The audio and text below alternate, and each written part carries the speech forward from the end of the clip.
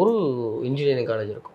அது காலேஜே கிடையாது. அங்கே வந்து கேரளாவிலேருந்து ஒரு ஏஜென்ட் என்ன பண்ணுவார்னா, ஒரு 20-25 பசங்களை கூட்டு வந்து இன்ஜினியரிங் படிக்க வைக்கிறேன்னு பார்ப்பார். ஏன்னா இப்படி ஏமாத்துறீங்க அப்படின்ட்டு இருக்கும்.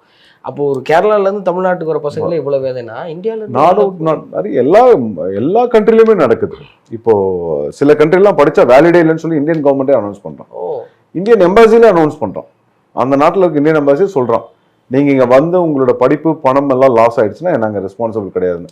பட் எங்க நாட்டில் இருக்க தூதரகம், எங்களுக்கு வந்து இப்போ ஜார்ஜியாக்கும் அர்மேனியாக்கும் காமனா ஒரு தூதரகம் இருக்கு, இந்தியன் எம்பாசி இருக்கு. பட் ஆனா எங்களோட இந்தியன் அம்பாசிடர் இப்போ ரீசெண்டாக எங்கள் யூனிவர்சிட்டி விசிட் பண்ணவங்க சொன்னது என்னன்னா, இந்தியன் கவர்மெண்ட்லேருந்து அப்ரூவல் வந்திருக்கு. செப்டம்பர் அக்டோபரில் we are launching Indian embassy in நவம்பரில் இன் ஜார்ஜியான்னு சொல்லி கிளியராக கொடுத்துட்டாங்க. அதிகாரப்பூர்வமாக சொல்லிட்டாங்க, ட்வீட்டும் பண்ணிட்டாங்க.